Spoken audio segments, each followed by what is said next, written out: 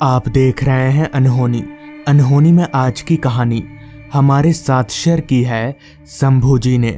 तो चलिए बढ़ते हैं आज की इस कहानी की ओर। बारिश काफी तेजी से बरसे जा रही थी, मानो आज बारिश पूरे गांव को डुबा ही देगी। मैं और आकाश मिस्री काका के चाय की दुकान पर बैठकर चाय पी रहे थे कि तभी आकाश एक लंबी चाय की चुस्की लेते हुए बोला, काफी तेज बारिश हो रही है। आकाश की बात सुनकर मैंने कहा, क्या यार, तू भी ना, बरसात के मौसम में बारिश नहीं होगी तो क्या होगा। इस पर आकाश ने कहा, यार मुझे बारिश एकदम नहीं पसंद, ऊपर से रात के वक्त तो और भी नहीं। रात के वक्त बारिश होने से मुझे अजीब सी बेचैनी सी होने लगती है। और वैसे भी हमारा गांव काफ़ी अजीब सा दिखने लगता है, चारों तरफ घना काला अंधेरा, ऊपर से झमझमाती बारिश। इस पर मैंने कहा, वो तो ठीक है, मगर अभी जो तूने कहा कि रात के वक्त बारिश होने से तेरे शरीर में बेचैनी सी होने लगती है, वो क्या था। इस पर आकाश बोला, उसके पीछे एक लंबी घटना है। आकाश के मुंह से ये सुनते ही मैं उसे उस घटना के बारे में पूछने लगा, तो मेरे 2-3 बार पूछने पर आकाश ने बताना शुरू किया। आज से 2 साल पहले जब हमारा गांव और भी ज्यादा वीरान था, उस समय एक बार मेरे सभी घर वाले दूसरे गांव मेरे चाचा के घर गए हुए थे, तो मैं घर पर अकेला ही था।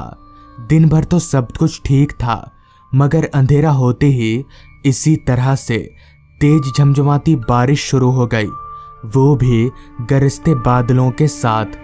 अंधेरे में एक लालटेन जलाकर मैं अपने बिस्तर पर दुबककर बैठा हुआ था। देखते ही देखते 3 घंटे कब बीत गए पता ही नहीं चला, मगर बारिश तब भी नहीं रुकी। फिर जब मैंने अपनी निगाहें घड़ी की ओर घुमाई तो वक्त हो रहा था रात के 10 बजे का। उस समय हमारे गांव में रात के 10 बजना यानी कि आधी रात। तो मैं भी लालटेन की रोशनी को धीमी करके बिस्तर पर लेट गया, लेकिन बारिश की आवाज़ और बिजली की तेज गरजने की आवाज़ से मुझे नींद कहाँ आने वाली थी।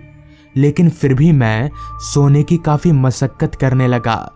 तो कुछ देर मशक्क़त करने के बाद नींद ने मुझे अपने आगोश में ले लिया। अभी मुझे सोए हुए कुछ देर गुजरे ही थे कि तभी एक ज़ोरदार बिजली गरजने की आवाज़ से मेरी नींद टूट गई। नींद टूटते ही मुझे तेज पानी की आवाज़ सुनाई पड़ने लगी। तो पानी की आवाज़ सुनते ही मैं एकदम से उठकर बैठ गया। तो उठकर बैठते ही मैंने देखा कि मेरे घर में बरसात का पानी घुस रहा है। मुझे समझ नहीं आ रहा था कि मैं क्या करूं। मैं झट से बिस्तर पर से उठा और दरवाज़ा खोलकर जब बाहर निकला तो मेरे होश उड़ गए। मेरे पैरों तले ज़मीन निकल गई, क्योंकि ठीक मेरे दरवाजे के सामने एक आधी जली हुई लाश पड़ी हुई थी। उस आधी जली हुई लाश को देखकर मेरा पूरा शरीर कांपने लगा। उस आधी जली हुई लाश को देखकर मैं इतना डर गया कि मैं वापस अंदर जाकर जोर से दरवाज़ा लगा दिया और पूरी रात बिस्तर पर दुबक कर ही बैठा रहा। फिर जब मैंने सुबह घर का दरवाज़ा खोला तो बाहर कुछ भी नहीं था। आकाश की पूरी बात सुनकर मैंने उससे कहा, यार सच में तेरे साथ तो काफ़ी डरावनी घटना घटी। अभी मैंने ये कहा ही था कि तभी एक आदमी छाता लेकर चलता हुआ मिस्री काका के चाय की दुकान पर आया। तो उस आदमी के करीब आते ही मैंने देखा कि वो हमारे ही गांव का आदमी है, जो गांव से बाहर शहर में काम करता है। तो रवि को देखकर मैंने कहा, अरे रवि, काफ़ी दिनों के बाद आ रहे हो, चलो मैं भी घर ही जा रहा हूँ, तो तुम्हें छोड़ देता हूँ। इतना बोलकर मैंने अपने मन ही मन में कहा, लगता है आज बारिश नहीं रुकेगी। जिसके बाद मैंने अपना साइकिल निकाला और रवि को पीछे बैठाकर आकाश को आता हूँ बोलते हुए घर की तरफ आगे बढ़ने लगा। आकाश का घर मिस्री काका के दुकान के पास में ही था, तो उसे उतनी दिक्कत नहीं आने वाली थी, मगर मेरा घर यहाँ से 15 मिनट की दूरी पर था। खैर, अब किया भी क्या जा सकता है। बारिश को रोकना किसी इंसान के बस में तो है ही नहीं।